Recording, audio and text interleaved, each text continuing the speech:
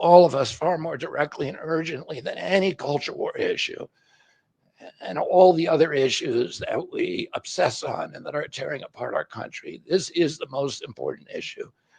Our government is letting U.S. food companies get away with serving American citizens harmful ingredients that are banned or heavily regulated in other countries. Even worse, American food companies are selling the same exact products overseas without these chemicals, but choose to continue serving us the most toxic version here.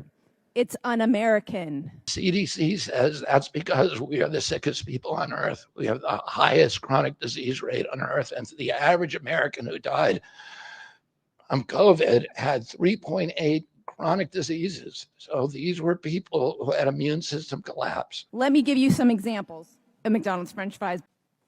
In the US, there's 11 ingredients. In the UK, there's 3, and salt is optional. An ingredient called dimethylpolysiloxane is an ingredient preserved with formaldehyde, a neurotoxin, in the US version. This is used as a foaming agent so they don't have to replace the oil that often, making McDonald's more money here in the United States. But they don't do that across the pond. This is Skittles. Notice the long list of ingredient differences. 10 artificial dyes in the US version and titanium dioxide. This ingredient is banned in Europe because it can cause DNA damage.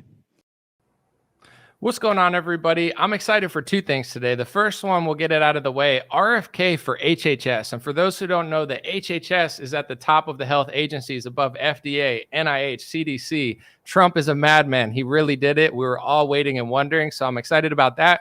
But also, I have the best and perfect guest, Vani Hari, who is also known as the Food Babe online. She crushed it in front of Congress recently. And I'm pumped to get her perspective on all this as well, and just getting into the food ingredients that we're eating, because they're disgusting and somehow nowhere to be found other places in the world. So thank you for being here. Thank you so much for having me. Absolutely. So I'm going to just play the theme real quick, wait for people to get in. Give me a thumbs up in the chat, guys, and thumbs up for the algorithm. Dream Rare Podcast starts now. It's the Dream Rare Podcast. Welcome to the show. The way to get the news at the desk or on the road. Let's go.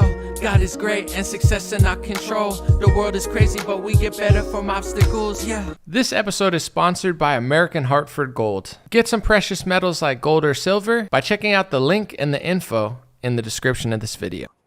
All right, so without me saying anything, I want to talk to her and ask her what she thinks about RFK getting to that position, because I saw her go viral recently. I've been a fan for years of the work she does, but I love seeing Thomas Massie share your work and you just going in front of our government, pointing out the disgusting things and the toxic things in our food. So how are you feeling today when you heard the news?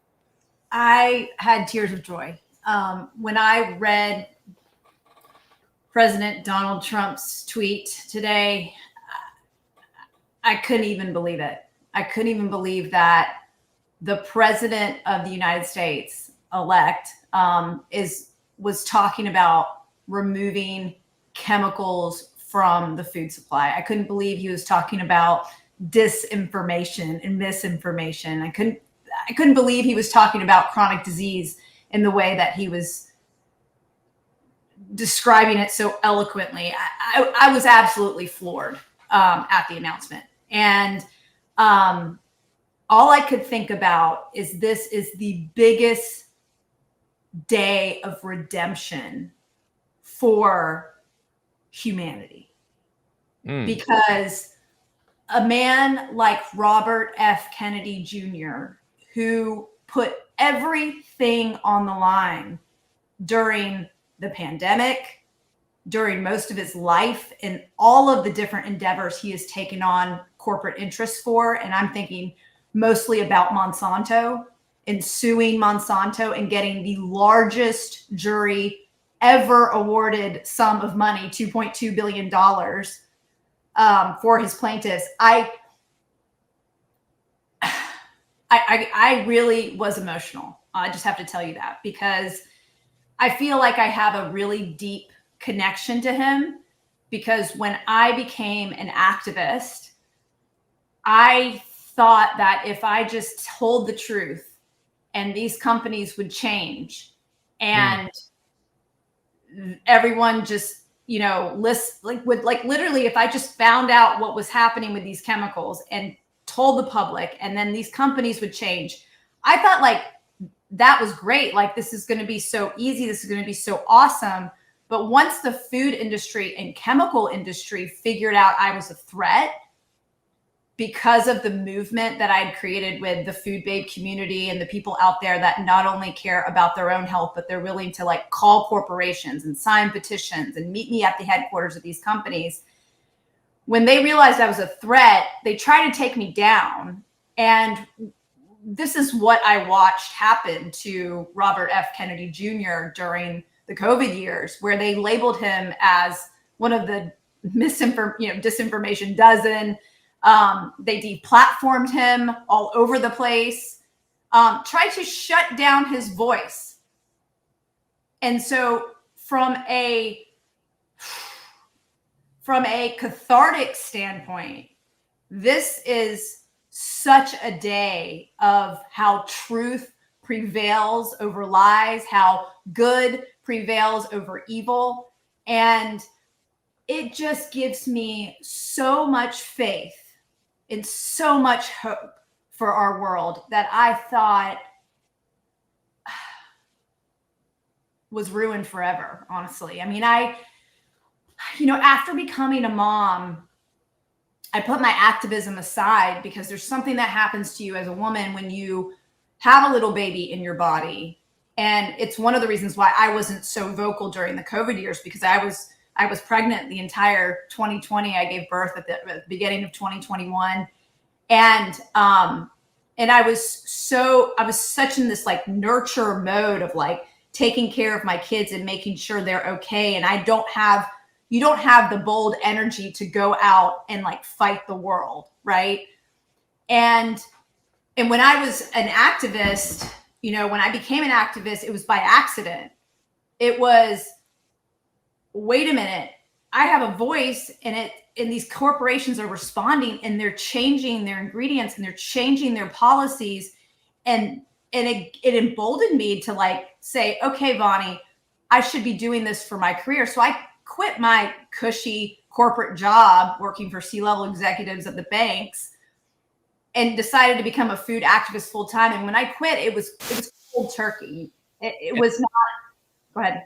Yeah, for the people that don't, we're here at the beginning of the episode, and they probably did see the like intro, but she has millions of followers on social media, and one of the great things she does is she points out the ingredients in American food versus other people's food. And so much of it goes viral because it's absolutely insane. The things that they're giving us, the toxins, the chemicals, these are not even food grade quality in most countries in Europe. They won't even allow it. Like Japan would look at this and think we're psychopaths. Europe, they don't allow it. But in America, the same companies like McDonald's, Skittles, et cetera, that are feeding us certain qualities of food, they would never dare. And I don't even think they're allowed to feed them to other people. So for decades, they're just preying on us not to pay attention. And Vani has been one of the biggest, if not the biggest voice to raise awareness to that.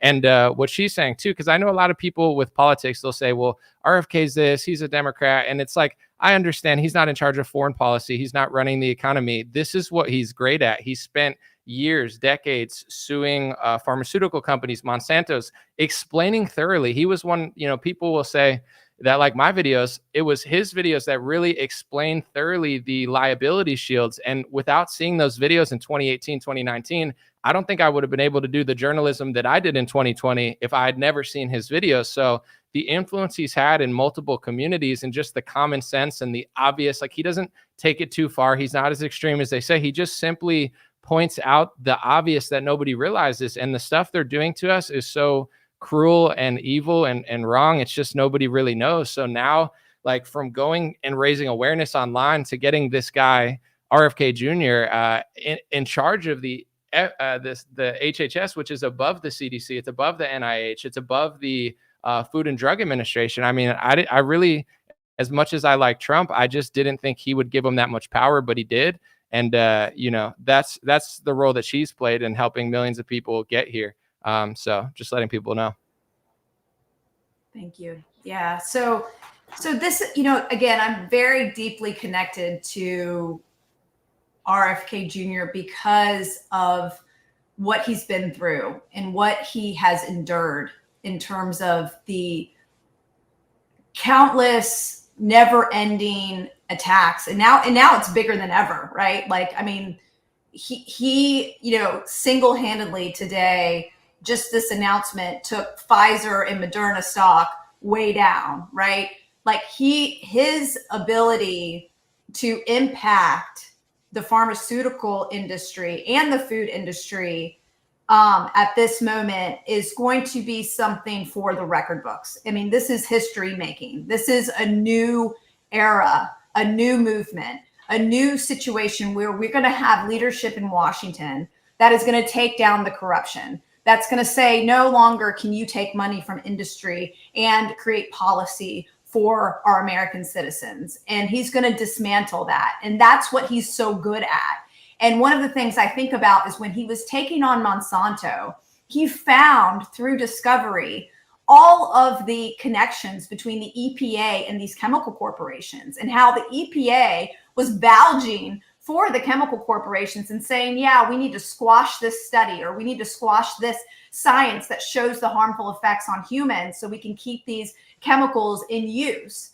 And right. He's going to find those different points of corruption and shut it down.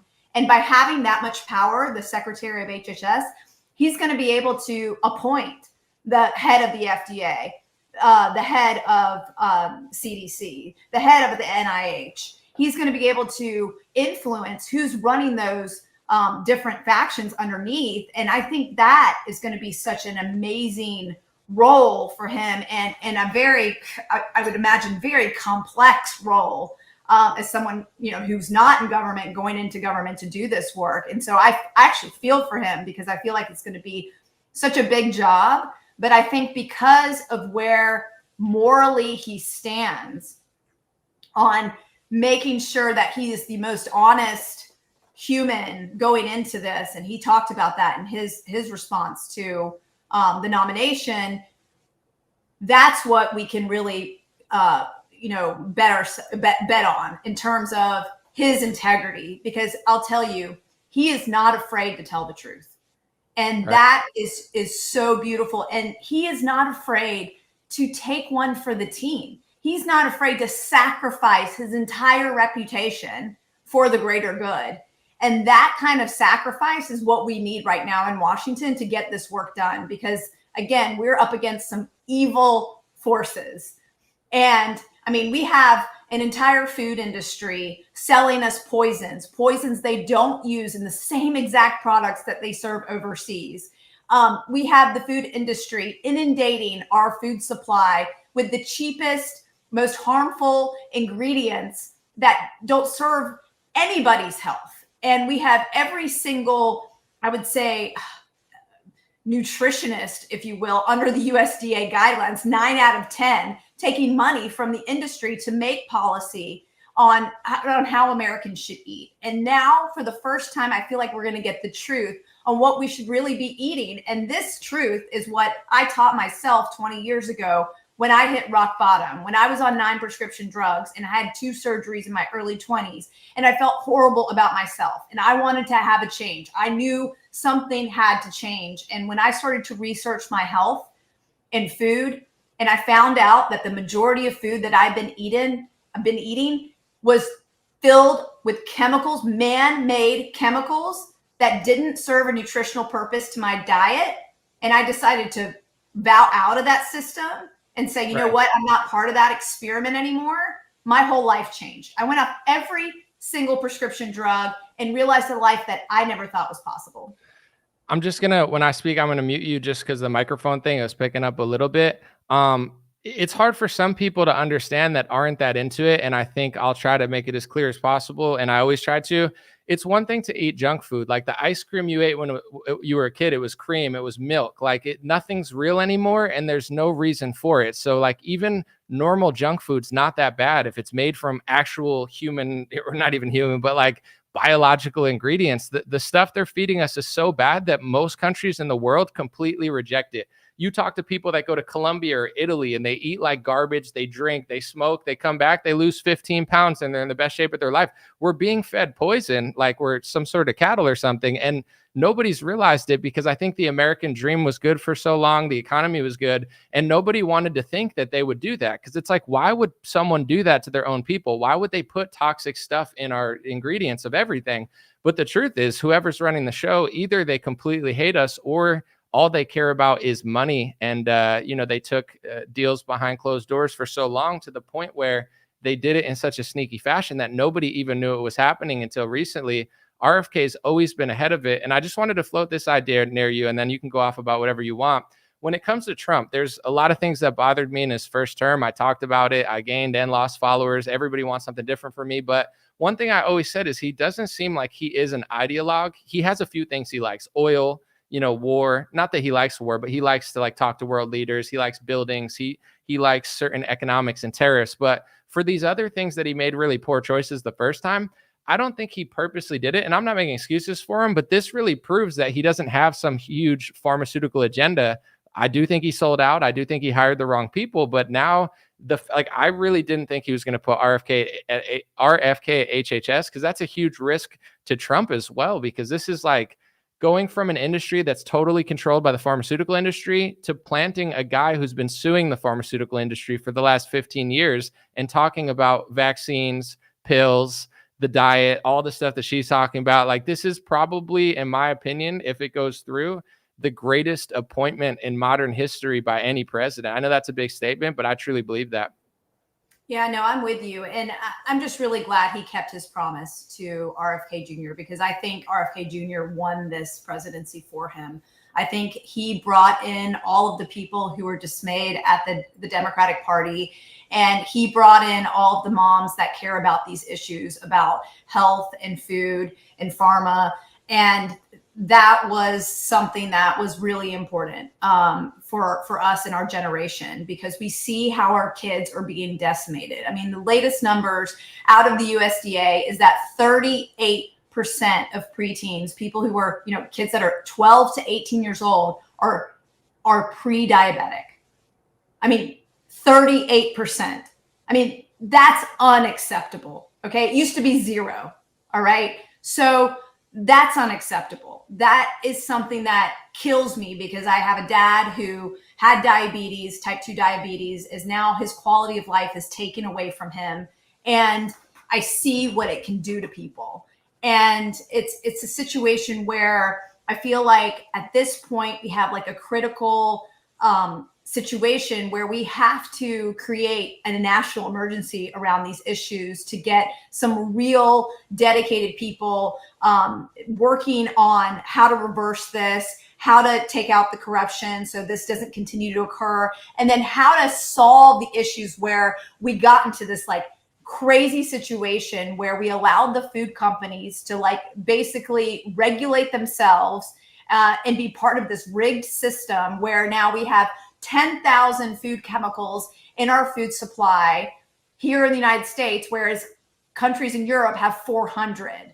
That's unacceptable, right? It's unacceptable that Kelloggs serves American children artificial food dyes and BHT linked to cancer and endocrine disrupting hormone problems here in the United States, but they can make the exact same cereals for Canada, Australia, India, and all of Europe without these chemicals. That anti-American, un-American, hypocritical, unethical policy has to stop. And when I had a chance to speak at the Senate roundtable and present this to the senators in the room and the other congressional leaders, and RFK was also there, I could see the electrifying of that room. It was something that everybody got. It brought everybody together. It was a Democrat and a Republican issue. It was a human issue. It was finally everyone's like, wait a minute, we're all Americans. Why are we getting poisoned, right? This is not something that is a, partisan issue anymore. Right. Well, for so long, I mean, it was like the left cared about it, then the right didn't, then the right started caring about it, then the left said it was a conspiracy theory. And RFK was the right guy, I think, to not only sell it to everybody, but also just to get someone as powerful as Trump to put him in a position. Real quick, folks, I just want to play this real quick. You guys know that I don't do many sponsors and I only do stuff I believe in. So I turn down like 95%. This is a rare one from American Hartford Gold. So I'm going to play this. And if you ever wanted gold and silver from a trustworthy source or precious metals, check this out, guys. If you've ever wanted to buy gold and silver to protect your wealth and plan for the future, American Hartford Gold is the right company for you. Not only do I trust them as a sponsor of this video, and you guys know I'm really picky with that, they've done billions of dollars of sales, have an A+ rating with the Better Business Bureau, and has plenty of 5-star reviews on Google and Trustpilot. Their process is simple. They'll deliver it right to your door or help you protect your savings and retirement accounts by diversifying your wealth portfolio with physical gold and silver. Free shipping, and have a limited time deal for up to $15,000 of free silver if you talk to them soon. Gold and silver have always stood the test of time, and they're a great way to protect your wealth. Check out American Hartford Gold. Call the number 844-399-2448 or text the word DREAM in all caps to 65532. You can also click the link in the description or that I'm going to put as the top comment. Buy precious metals like gold and silver from a trustworthy source. American Hartford Gold, one of the fastest growing private companies, is a great place to start. Use my link and numbers for a limited time offer and get your precious metals today from a friendly and trustworthy staff. Back. All right, thanks for watching that, guys. And as you know, with the content that I say, I never censor myself or capitulate to anybody. So there's not really that many people that want to work with me. I got to appreciate American Hartford Gold for being one of the few that sticks around and never asks me to do anything or cares what I say. So I appreciate them. And just to get back to the convo, I wanted to say, can you get into some specifics? Because I know, like, you know everything about it. You've done it for so long, and just it's a double part question. I know you'll be able to handle it. Give me some specifics about certain companies and what exactly they're putting in our food that they're not putting in other countries' foods. And then also, what have you dealt with from them? Like, I don't know if you've dealt with lawsuits or harassment, etc. That's the 2-part. Yeah. So when I quit my job, it allowed me to finally sit down and like have my full day to like research the food industry. Right. And this is the first thing that I figured out was that American food companies were using toxic banned ingredients or heavily regulated ingredients that are not allowed in other countries in the products that they use in the United States. And they were selling the exact same product without those chemicals to other countries. And so it was that moment, and it was one of my first investigations after I quit my job. And I had, I showed the side-by-side comparisons of Quaker Oats, where a Quaker Oats strawberry at the time, they've since changed this, but back then it was Quaker Oats strawberries and cream. Here in the United States, it was red 40 on top of apples that were mimicking real strawberries. In the UK, it was real strawberries, right? And this was happening in Betty Crocker. This was happening with Ritz crackers. It was happening across the board of like just every basic American product that they were selling in other countries. And so this is what inspired me to take on, for example, Kraft macaroni and cheese. Kraft was selling yellow 5 and yellow 6 dyes here in the United States, which now they've just found out that those dyes actually make mice transparent, which is absolutely mind-blowing. It's like something out of a sci-fi movie. But this, these chemicals are linked to cancer and autoimmune disorders and all kinds of things, right? Because they're petroleum-based dyes. They're made from coal tar, and the way they're produced, they can be contaminated with all these carcinogens.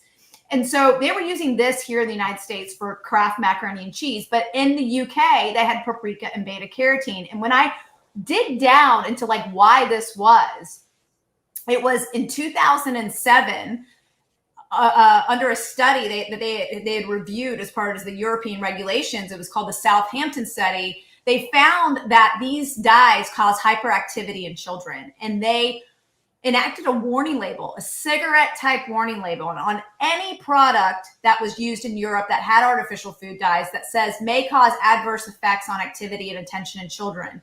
So it was like it's a big warning label on the product. Well, all the food manufacturers in America were like, whoa, we're not going to put this cigarette type warning label on our product. We're never going to do that. So we'll just reformulate and figure out a natural version of these dyes to put in all of our products. So not only do they do this voluntarily, but They did all the work. They had the formulation, but they didn't do it for America. But they knew that they were harming children. They were liable because they know about the study and they knew about the new regulation. And this is where I hope that there are going to be massive lawsuits like the tobacco industry back in the day against big food starting to happen. Because once they open discovery and they see what's been happening behind the scenes at these big food companies, they're going to see how they've been intentionally poisoning our children. So this was happening with Kraft. I took them on. I started a petition. It was my first petition ever. It got 386,000 signatures. I ended up taking 270 of those to Kraft headquarters. You know, they let me in that day. It was incredible. I sat down with their, you know, corporate lackeys, and they told me we have to agree to disagree. And they told me basically to go away, but I didn't stop. I kept, you know, educating the public about this. And eventually a lot of Kraft customers went over to Annie's, which was the viable alternative that didn't have dyes. And Annie's ended up getting bought by General Mills for $800 million. Okay. So all of a sudden their biggest competitor has another version of mac and cheese. And so at that point, we just shifted to the market space so dramatically with moms now knowing the truth and voting with their dollars that Kraft had to change. And they did by the end of that year. It was incredible. But this is, you know, this is another, you know, example of how American company is doing this unethical policy. And oh shoot, I lost. Okay. Yeah, you should be good. I could hear you real quick. I'm gonna just, while you're getting that together, to like break it down in like the simplest terms possible to people that have never thought about it or people that have. A lot of these are American companies, and you know, it's not that you should give better food to America, but think about how really like traitorous it is to be feeding the world with real ingredients that they know are better for everybody. Everybody knows that. And then to their own people in their own country, they're purposely feeding us shittier food that's going to hurt us, make everybody fat and sick more than a regular ingredient would. And they know this, yet they keep doing it.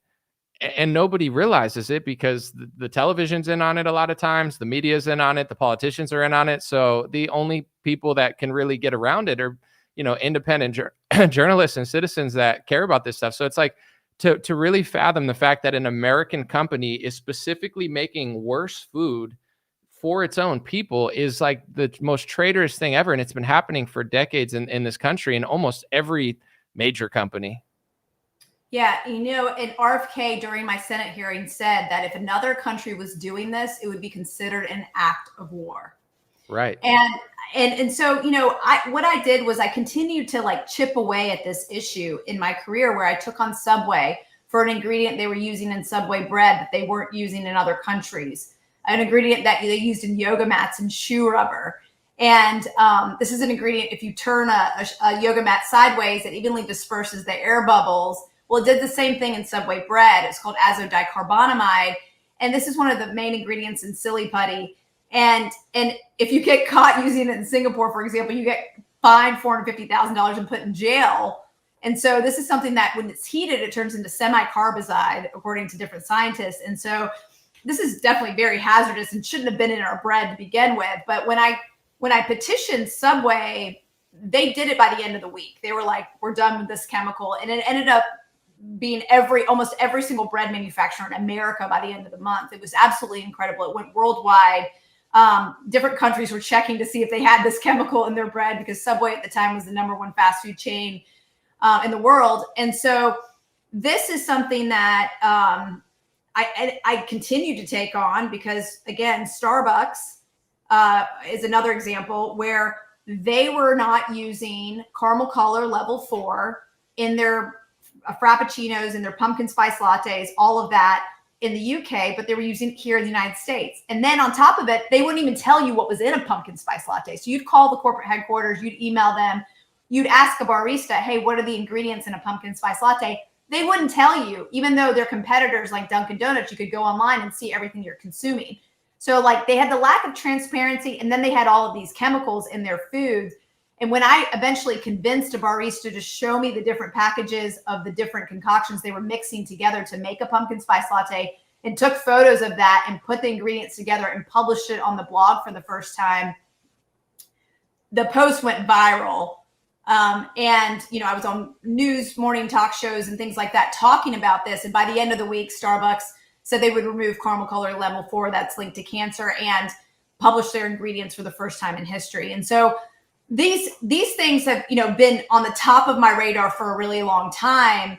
And cereals, I would say, is one of the biggest culprits of this. It's happening at General Mills. It's happening at Kellogg's. Kellogg's is particularly evil because in 2015, they got worldwide news, fanfare, excitement about this announcement that they made that they would remove artificial food dyes from their cereals and the endocrine disrupting chemical BHT. And they said they would do it by 2018. Well, what happened in 2017? I had a baby. I stopped paying attention. Nobody else is holding them accountable. And they decide, you know what? It's not important anymore and we're not going to do it. And in 2019, I'm walking down the aisle and on the cereal shelf, I see Baby Shark cereal. And this happens to be my 2-year-old's favorite song at the time. She sees the box and is like, Mom, look. And I'm like, oh, it must not have dyes anymore. Let's take a look. It had dyes. And that pissed me off so bad to the point where I was like, wait a minute. They vowed to remove this. This is so wrong right now. And so I started a petition. And I was going to set to deliver that petition, but then the pandemic happened and then I became pregnant. And so that kind of took a back burner. And so this year with my Senate appearance and another letter from Jason Karp, who is a, financial activist, we reinvigorated the campaign. And now the campaign had the movement that has been created by Robert F. Kennedy Jr. behind it as well. Which was so incredible and all the energy around this issue. And we got over 400,000 signatures to deliver to Kellogg's headquarters. And we delivered them with 1,000 people on the ground with us. It was the most impactful day of probably my entire career being there in Battle Creek, Michigan, delivering those petitions.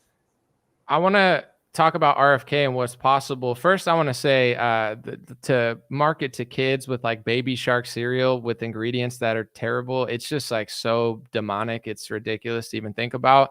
Before we get to RFK, I do want to say, and to my audience, like, I don't think she's exaggerating or like bloating anything that she's done. Like, she probably has been the factor behind a lot of different ingredients been taken out by major companies because of her campaigns.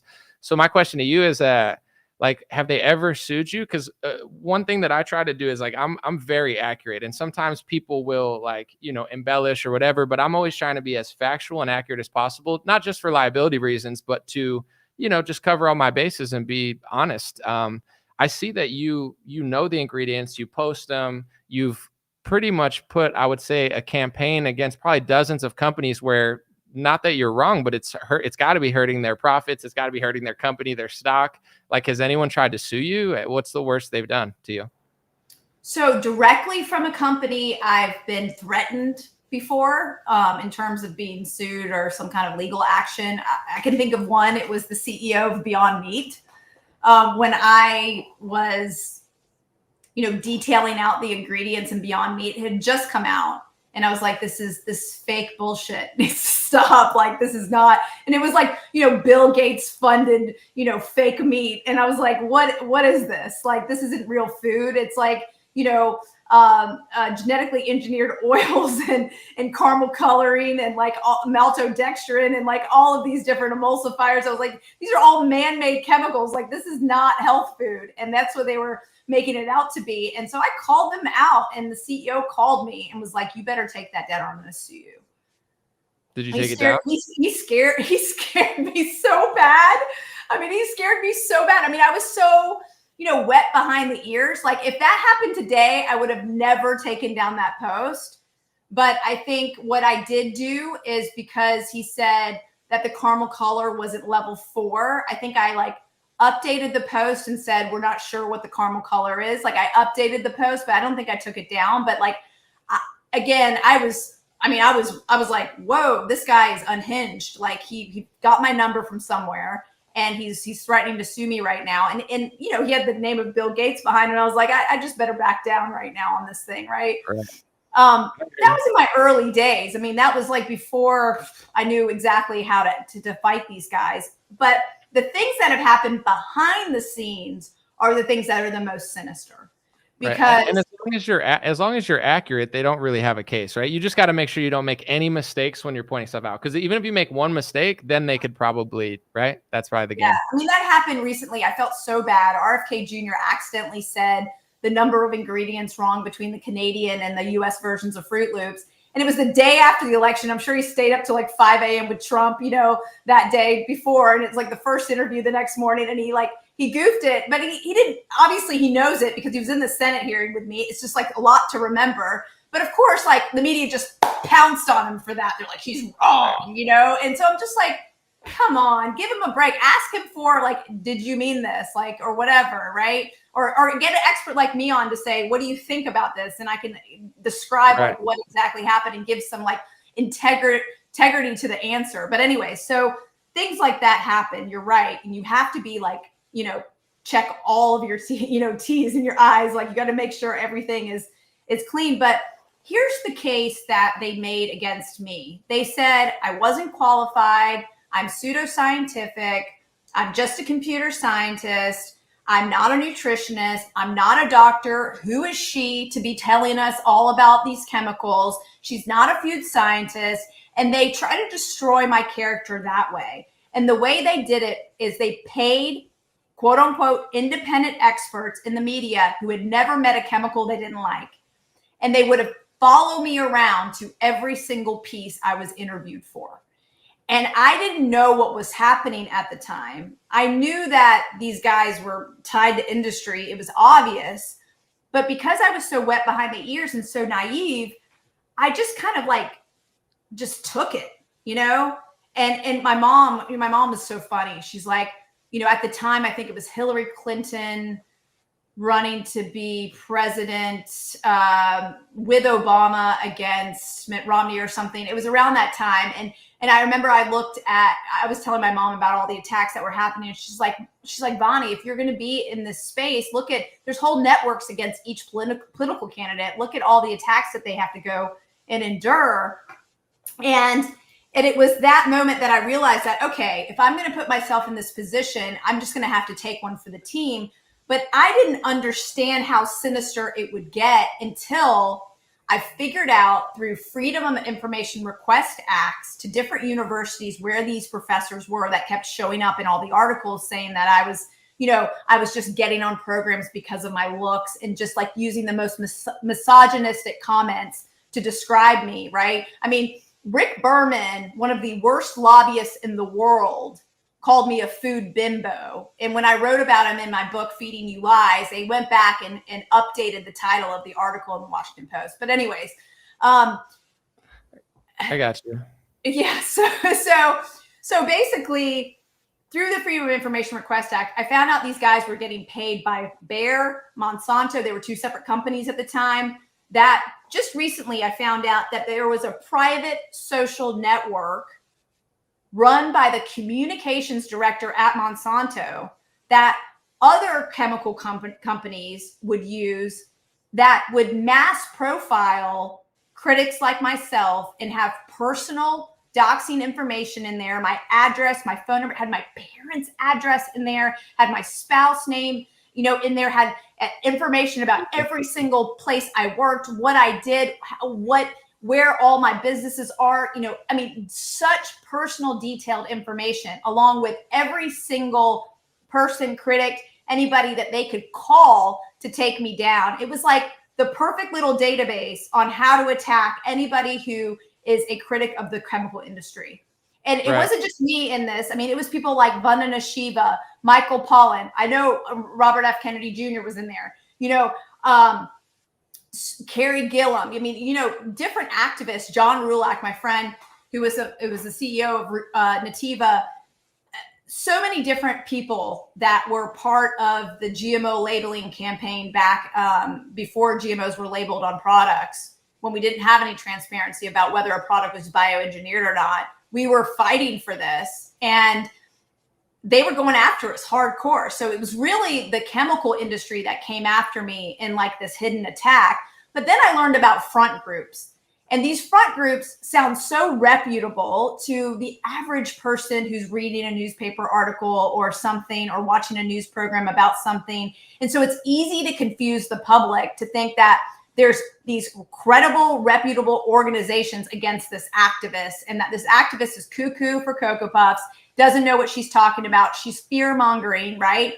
And so these organizations have names like the American Council for Science and Health, even though they are getting funded by the food and chemical and pharma industry, right? Or the Center for Food Integrity. No, they are front groups for the food industry, right? I mean, the Center for Food Integrity makes me laugh because, like, literally they now have a cereal education group for post General Mills and Kellogg's right now, because they're fearing what's going to happen with RFK Jr. in office, and these recent comments he made about taking dyes out of cereals as being the first thing that he takes on. I just want to tell people too, I just realized like my face was poking out of my shirt. This is my big farmer, not big pharma shirt. But I was like, I'm not that vain that I wear shirts of myself all the time. But I did have to rock this one for this interview. And on that note, I'm glad we went through all that, because just watching you, I was always just curious to know what you had been through. And we never really talked about it. Let's get into the good news, because when it comes to the media smears, I think I'm not going to get into all the ones I've had, but they've lost all credibility. They've overused every word they've used against me to the point where they just look stupid. Elon did a brilliant job. And I know, he's another character where people, because he owns so much, he's so rich, he's in technology, a lot of people don't trust him. But just like outside of the perspective of whatever you think of whatever, he did a genius takedown of the media. Like, he just stopped making articles matter. Like when he bought X, he made it so like when you posted an article, like you couldn't even really see it. He purposely did that because he hated the media, and he was like, they're smearing me. Like, let's just make them irrelevant. So now it's like, we both have millions of followers. Like, I would say, no offense to the people who've written about us, but I don't think anyone who's ever written about me or you, like anybody cares about, or they have any sort of significant following. Like you said, it's all front groups, it's all smears for the industries. And now let's get to the ultimate kind of, white pill, as they say. Black pill is like a bad day. White pill is you're optimistic. Is that, Trump just put RFK Jr., who has spent decades fighting pesticides, vaccines, at the HHS. I'm going to name a few things that I hope will change, and I'm not sure how he would. You might be more familiar, or let me know what you think. The pesticides, I mean, I actually grew up on a farm. I did organic farming, and I know why they use pesticides. Like, I'm not saying it's just because they hate you, but it's just you make more money. Like, if you have a whole field of strawberries, if you don't spray pesticides, the strawberries will get eaten by bugs and animals. And if you spray pesticides, it'll kill all the animals. But it's like, I could spray like Windex on my face and clean it or something, but it's just disgusting. It shouldn't be on the food. I'm going to make my dream list right now. No more pesticides. Like, organic farming. If you're so sad about losing crops, just raise the price if you really have to of certain things. But I think the market would figure itself out. The pharmaceutical industry with the vaccines, I just think that the liability shields are too much, whether it's the PrEP Act or the National Childhood Vaccine Injury Act. They're shielded in so many ways. The food dyes and the colorings and all the disgusting things that they don't. I think that every American company should have to give us the best version of their food, especially if they're American. You can't be giving us like your third-rate crap food and then give, UK the good one. That's bullshit. Let me know what I'm missing, but these are like, when I think make America healthy again, this is what I think. And we've, I don't want the black pilling. And I know there's some truthers that they're just, they got to be the truthiest truther, and they're always sad. It's like, RFK at HHS is epic. This is one of the greatest appointments, and we've never had an in or even half of an in. And now we have an in. So it's not time to complain and cry and make up stupid things. It's time to use your leverage to push this administration in the right direction, because this really could happen, and it could save millions of lives and millions of children's lives. And we could really get rid of a lot of bad things that are happening. It's going to take public support and bipartisan support to get him appointed and confirmed, right? We still have another step here.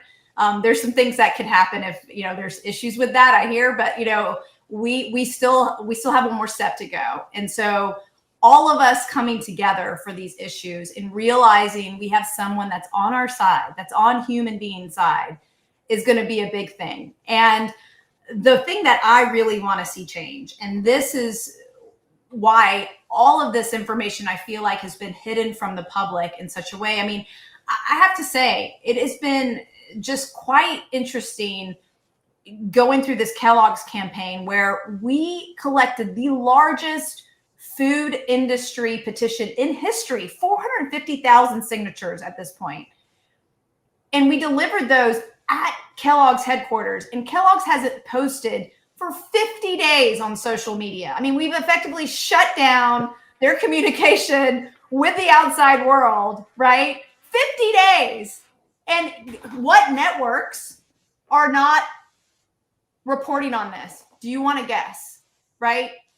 Yeah. This is what I want to change. I want to change the fact that the largest advertising spending on mainstream news comes from pharma and big food. And I want to end that.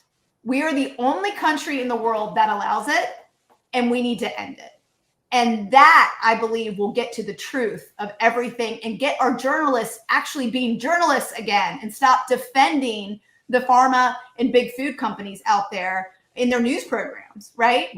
Real quick, because I know that I think it's America and New Zealand are the only two companies, not just that have pharmaceutical ads, but they have pharmaceutical ads for things that you need a doctor, like that you can't get over the counter. And if you watch the commercial, everyone says, ask your doctor, ask your doctor, ask your doctor, because those are the real cash cows. And I'm sure you know a lot about this too, but it's like not only a revolving door with profits, but it's like everyone's working together. So they're making this massive thing that your doctor will tell you to go get. You can't get it over the counter. Then your insurance company will pay for it. It's like this massive little like fusion that they're all doing together. And every country in the world besides one, if they only allowed, and this is like a compromise, if they only allowed pharmaceuticals that you could buy over the counter, 95% of those commercials would be gone, because they're almost all ask your doctor. Like an ask your doctor medication is supposed to be like an ask your doctor medication. It's not supposed to be like la la la la la la la. They always have that song, and they're like, side effect of intestine falling out, liver, blah, blah, blah, blah, blah, blah. And it's like, you're like,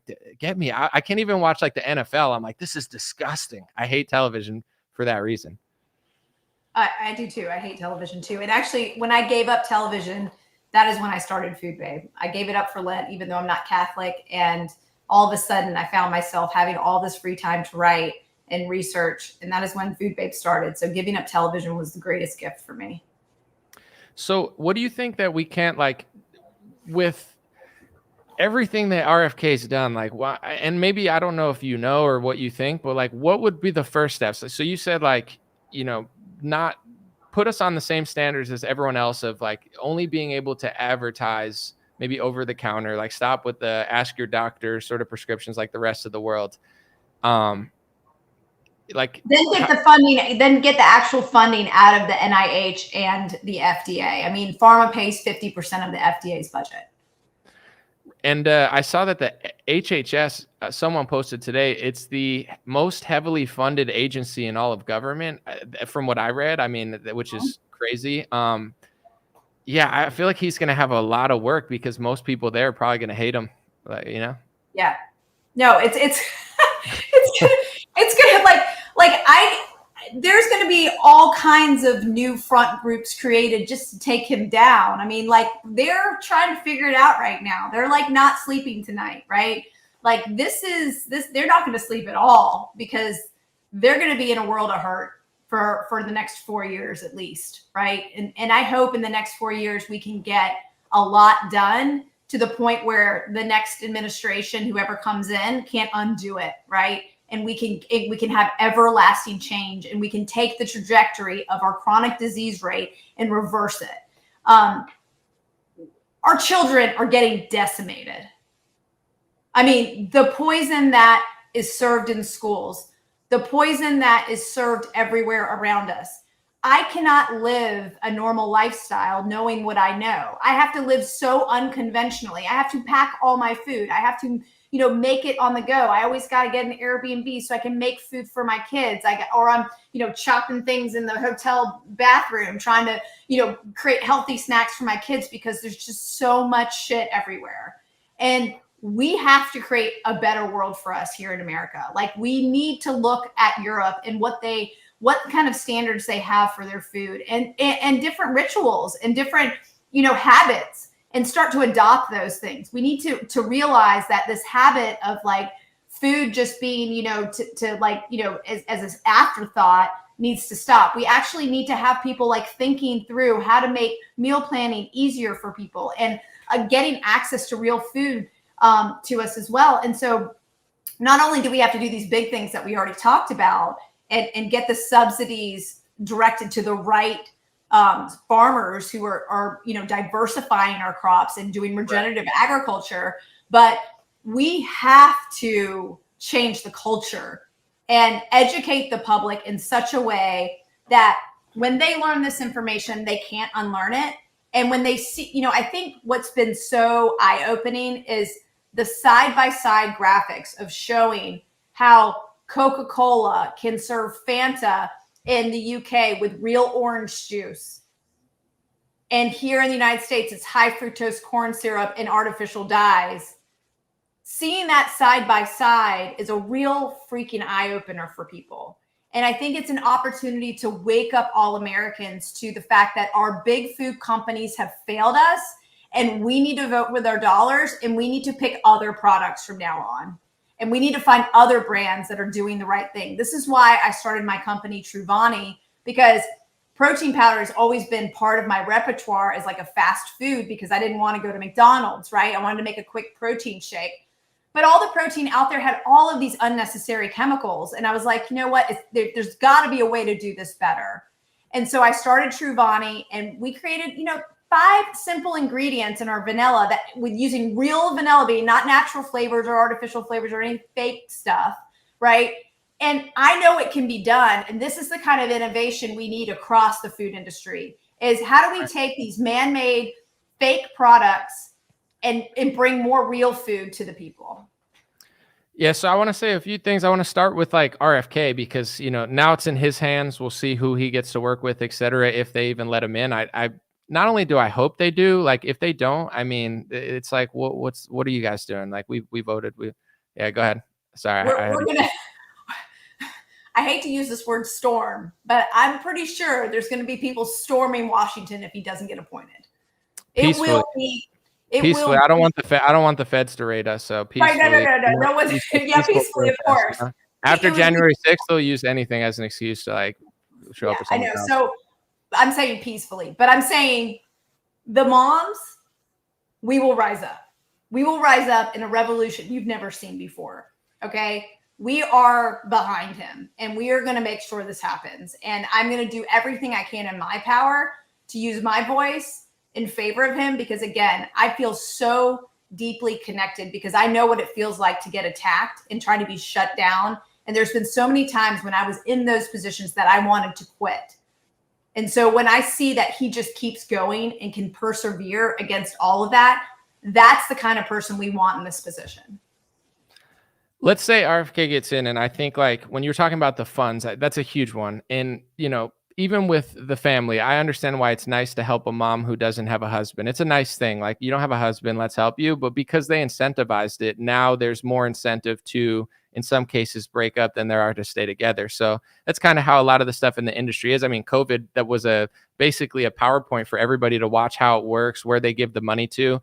The number one thing that I thought of without a science degree or any sort of like, you know, I didn't need like a 5,000 IQ to figure this out. When they locked the country down, which is this crazy thing to do, I was like, if they could mandate a lockdown and mandate this, even if everything they're saying is true, then that means that now they have the power to basically be a dictator. And if they do, then they should probably mandate a workout and an exercise routine, because then everyone could do it together in the lockdown and get healthier. But instead, they just ran beer ads and, you know, high fructose corn syrup ads. So it's like, you know, you don't even have to be like a science genius to figure out that made no sense. And then all the money and incentives started going towards the pharmaceutical industry, not towards any sort of holistic health. So when RFK gets there, that's one of his big missions among a lot of them is, can he redirect funds that are going straight to the pharmaceutical industry to things that actually make sense? She mentioned regenerative farming for one. I'm sure there's many others. When it comes to personal stuff, like her page, how she said, if you ever go to her Instagram, Food Babe, a lot of people here probably already seen it.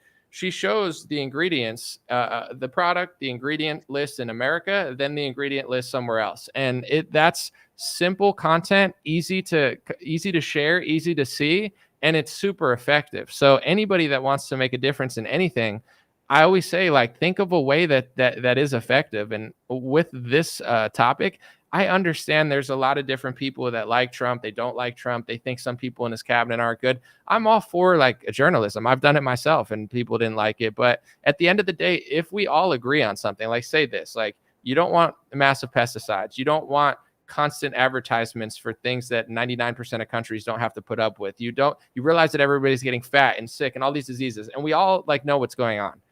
What's the point of fighting over other stuff, like in a petty, weird way, like I'm better than you, I'm a more truther than you? And it's like, you're not even doing that much or raising that much awareness. So it's a multi-part game. Like we got a guy, unquestionably, RFK is the revolution in the HHS. I honestly, as optimistic as I am, I didn't think Trump was going to give him that position. I thought he was going to shaft him and give him like a advisor role, or FDA, I would have been fine with. I thought maybe he'd put Joseph Ladapo at HHS or Ben Carson, which I would have been disappointed in.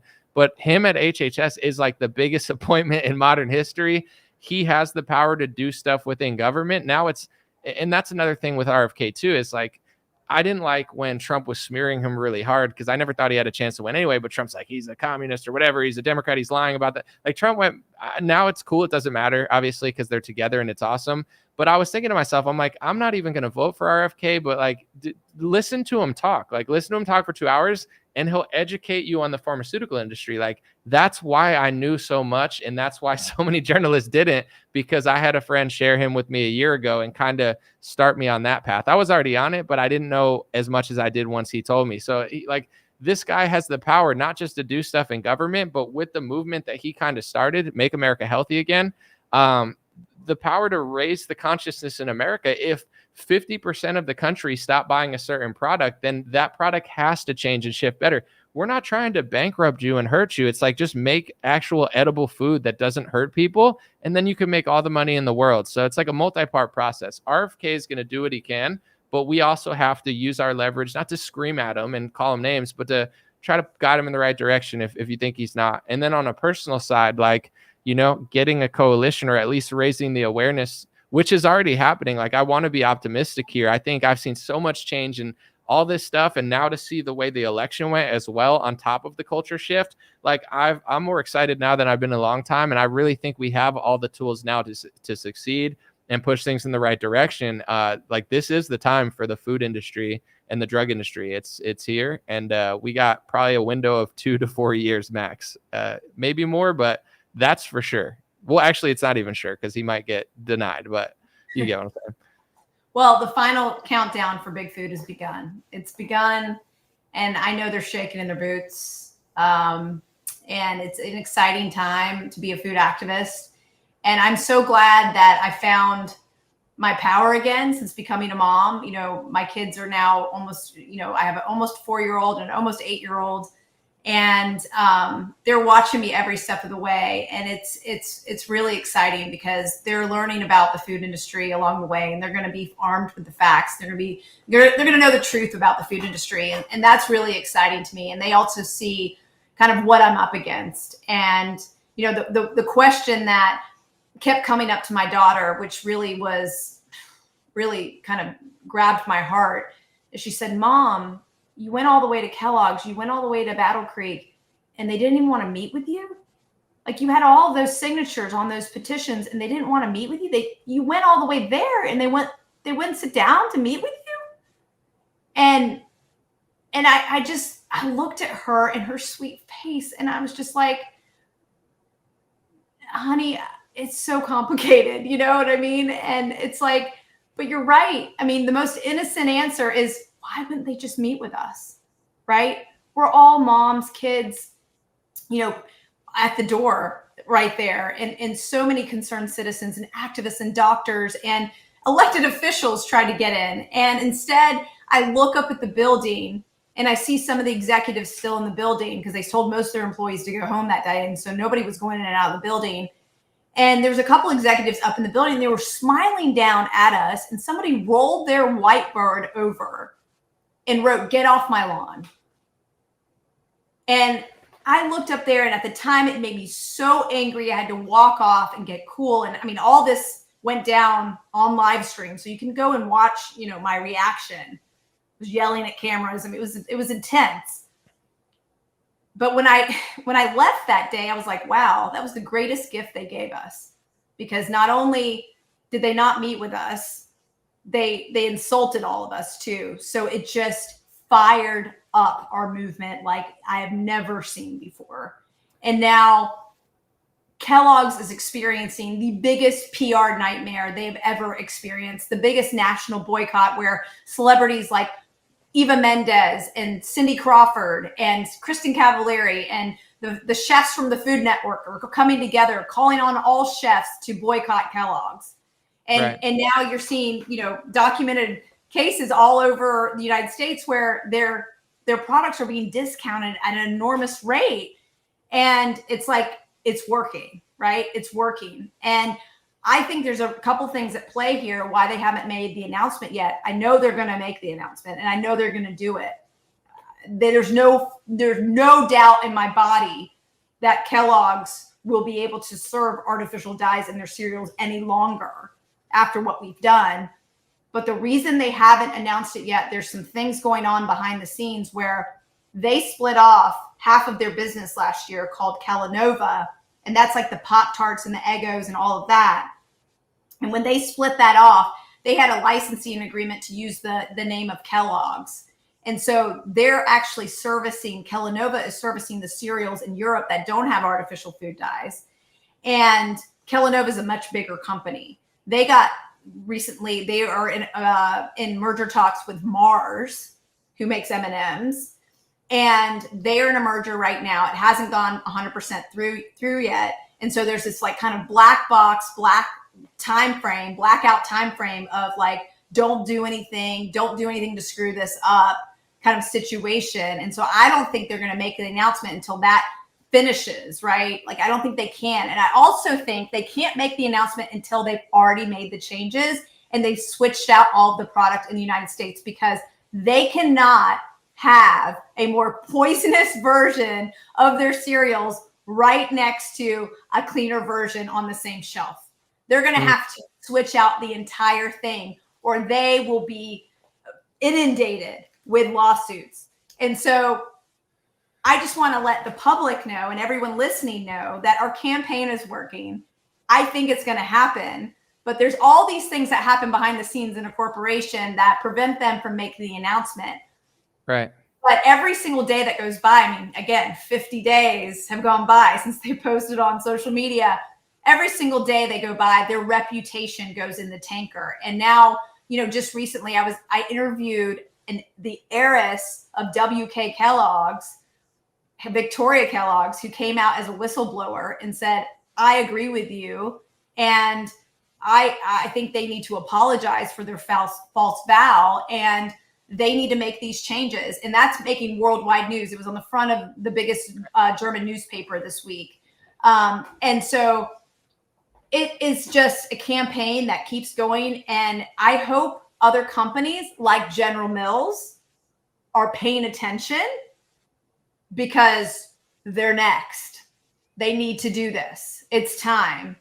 PepsiCo, Coca-Cola, all of them. They need to do this. We're tired of your un-American policy. We're tired of you selling us more toxic versions of the exact same product you sell all over the world.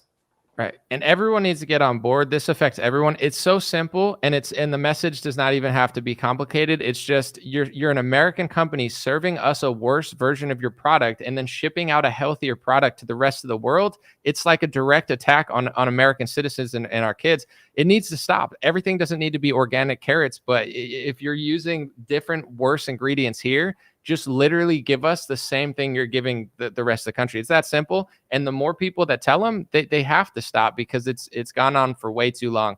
I wanted to ask you this, because I know for me, there's two things. Like you could talk and then you can get results, and it's good to raise awareness and talk. But I've seen you get results, and I've seen RFK get results, regardless of what people think of his politics or his foreign policy or who he's, whatever. He has gotten actual results when it's come to lawsuits over a lot of different things. He's been involved in environmentalism. He's been involved in pesticides. He's been involved in pharmaceuticals. He gets results. He's gotten results.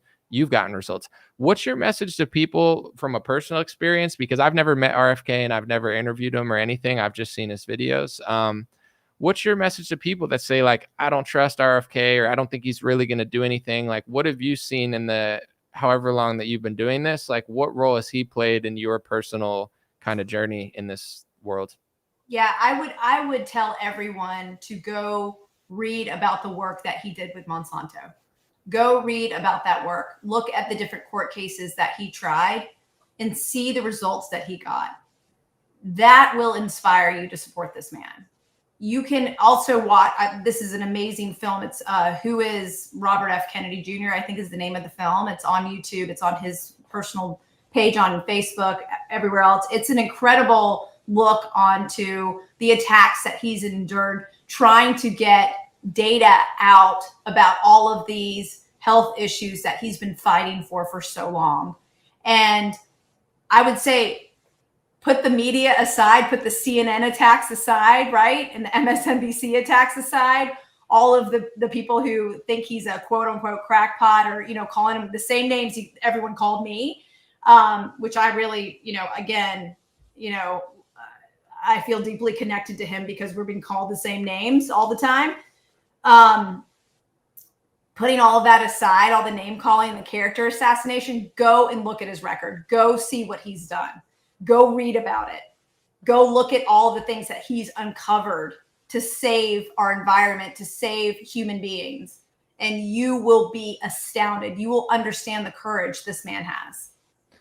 And I think he's a great person for the role, because not only does he know everything. Like, I thought he's got a lot of good speeches, but probably my favorite one I've heard in the last couple of years was his endorsement of Donald Trump. And yeah, I'm not easily impressed, and sometimes I'm maybe too critical where people think I'm just a stickler, but I thought it was the best political speech I've heard from a politician in a long time, if not ever, because he just explained everything. Like, he went through the Ukraine war, etc. That was cool. But his 18 minutes, I clipped it up and put it on Twitter. It's on my Twitter right now, Legendary Energy, if you guys want to watch it. Like, it's just, he just speaks the truth. Like, I don't care what people think about him. He's just laying out the facts. He's laying out the fact how obesity's risen, how chronic illness has risen, what our government's doing, the role of the pharmaceutical industry. Like, he it's so clear and concise. So it's like, it's hard to explain to those who maybe just see him as a politician or whatever, like how perfect he is for the role. Not only does he just clearly understand everything from such a simple yet complex level, like, it's simple and easy to understand. He's not using big terms. It's just basic common sense, but he understands every in and out. But also he's been suing for decades. Like, even Donald Trump used to be like, RFK, he's a great guy. He sued me one time. Like, I think he sued Trump one time for like a environmental thing. I think a couple times, but right. He knows how the game works. Like, he's not just a talker. He knows how the system works. Like, I think he knows exactly what he needs to do when he gets there. Yeah. When he gave that speech it was like August 18th or something. I can't remember the right date, but when he gave that speech, I think it was August 23rd, something like that. Anyways, I remember where I was. I'll never forget it, because I was cheering at the TV like I had never cheered before. And my kids were in the room with me, and my in-laws were in the room with me, and my husband was in the room with me, and we were watching it on the big screen. And normally we never have the TV on or anything, but my in-laws, they love to watch news. So it like popped open, and I knew it was going to come on. So I was like, okay, we got to have it on. And it was like, I think we had it on CNN, and it was really funny. Right when he got to the part about pharma, CNN cut him off. And so we had to go quickly to the internet to watch the rest of his speech. And that floored me that CNN cut him off in the middle of the speech. Right, but it's because of he's getting out of the race, endorsing another candidate, That was wild that happened. Because he speaks so clearly, if their audience heard it, they would like him.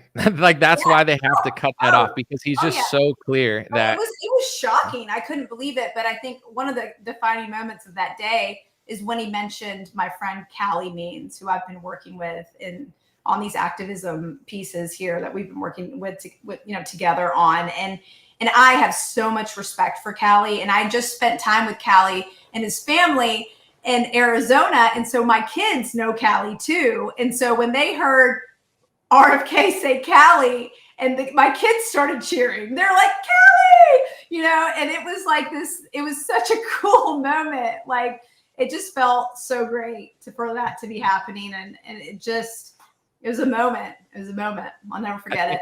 I think RFK respects them a lot. He talks about them all the time. Do you think he's going to give them a role, or perhaps just like treat them as advisors of some sort? So, I mean, I hope so, because I'm telling you, the heads would roll if Dr. Casey Means was the head of the FDA, or Surgeon General for that matter. I think Surgeon General could be really interesting, because she could declare like a national emergency on childhood chronic disease and like really get some significant kind of momentum around the issue. I also think, if Callie was like the head of the FDA or something like that, he could eliminate the corruption behind the scenes, because he was a lobbyist and understands how all this works. I don't know what their roles are going to be, or if they are going to get any roles. I don't know, but they would be phenomenal at the job. It would be great for this country. It really would. I'm sure at bare minimum he'll talk to them, and I don't know for sure, but I have seen, I would say one of the journalists that I respect the most and I trust the most is Glenn Greenwald. I think he's a great journalist, and he said that he's hearing from multiple sources, and he's not CNN where he's always like, the sources told me, and it's always fake. Like, he very rarely says stuff like that, but he said sources are telling him that Massey may get the agriculture position. And I saw a lot of people like posting about that, but it's not official. That would be incredible. Thomas Massey's by far my favorite congressman. He's the man on every issue. Like, he loves raw milk. He's just like, he's the realest one. If Trump appoints him too, like I'm blown away. Like, Trump has exceeded my expectations. So I hope that happens. But I guess even if it didn't, it is what it is. Like, RFK at HHS is great. Anything else that you missed or that you think you wanted to talk about with that? Because I'm pumped about it. I know you are too. And I know there's always going to be people out there that are saying this and that. And I'm all for journalism. If it's true, it's true. And politicians need to be challenged, and the truth needs to be out there. But I would say just hold the horses on all the negativity, because like there's some people where it's like, it's like, dude, this is exciting. I'm sorry. RFK for HHS is probably the most exciting pick that I've ever seen in the government. Like, this is not normal. No one, it's always a pharmaceutical guy, like not somebody who sues them. This is awesome. Yeah, no, it's definitely a moment in history that I've never seen in my lifetime. For so many years in politics, I was super jaded, because I'd given so much of my energy and time to different political candidates, thinking they were going to be the ones that solved this issue, or, being able to like figure this out. And I'm thinking about, Michelle and Barack Obama, where I was a delegate in 2008 and 2012, thinking that some of these issues would be unraveled. And instead they just got, inundated with industry corruption and couldn't undo it. And it gives me new energy and hope that I've never had before in government, and the idea that things could actually change for our future and for humanity. It is a really exciting time. And I want to respond to just one comment, not because it matters, but it did inspire me, because he was like, oh, you were hating on Trump and now you like it. I want to say this, because it's like, RFK ran a campaign against Trump. Trump was calling him a Democrat, I think a socialist or a communist. He said he's wrong about vaccines. Like, Trump he got a little nasty to RFK, and RFK never really throws low blows like that. But then once RFK did what I thought he should do, I said this a year ago, I'm like, listen, I love the awareness that RFK is raising, but it's not a real presidential campaign because he can't win. I was like, and I said this, I was like, I think they're both being fake. If he's real, he'd drop out, endorse Trump, get a role. The fact that it actually happened is so exciting to me, because never does what I want to happen actually happen. It's crazy. I never get what I want in government or politics, but it's like, I feel like, and this could be misconstrued, it's okay, but Trump respects like big players, even though RFK has sued him, even though RFK tried to run against him and Trump called him names. The fact that when RFK assessed the situation and said, the best thing for the country is for me to endorse you and you to give me a role, and Trump did it, how could I hate on that? And I never hated, I just try to do journalism. So when Trump is running around saying my vaccine saved 100 million lives, my job is not to say, wow, that's so awesome, you're so great, MAGA, MAGA, MAGA. My job is to do journalism where it's like, there's no doubt, no one, even Bill Gates and Fauci doesn't even say that, because it's so ridiculously untrue that they can't even justify the numbers that he's making up his head. So it's like, I'm not trying to take credit because I think it's beyond me. But as far as like, all of this stuff is happening because people are pushing the party in the right direction. So there is no RFK if people and moms don't care about the food supply and vaccines and do this activism for 10, 15 years when nobody cared. There is no, like even for Attorney General, like Trump's pick is definitely more interesting than the last couple ones, where this new wave of him choosing people that the establishment doesn't necessarily want.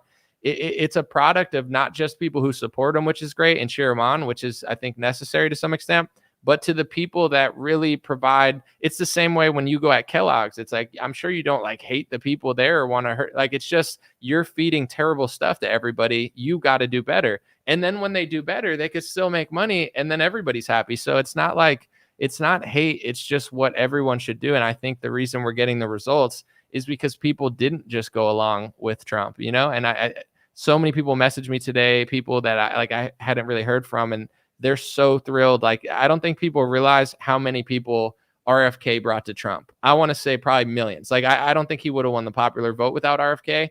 I don't know if it's 5% or 3% or 10%, but RFK's endorsement brought a whole new wave of people who connected with his energy, his empathy, etc., to Trump.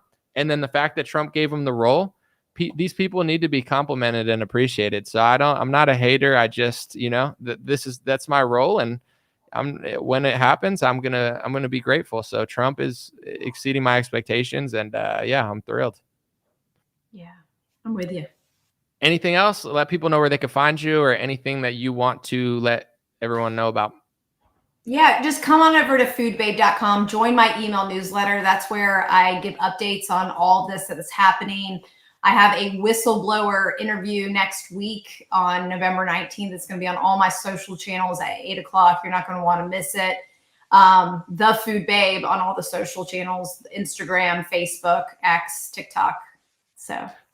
Well, thank you for being here. I appreciate you so much. I had a good time. And everybody, thanks for watching. And I just want to say real quick, I'm not going to do my normal outro video because this video was sponsored by American Hartford Gold. You guys know me, like everybody sells like 10, 15 things of things that I would never sell. So I have a really difficult time finding sponsors or feeling good about selling it to people, because I refuse to sell things that I wouldn't actually use. And gold and silver, it's pretty simple, it's pretty easy. Check out American Hartford Gold.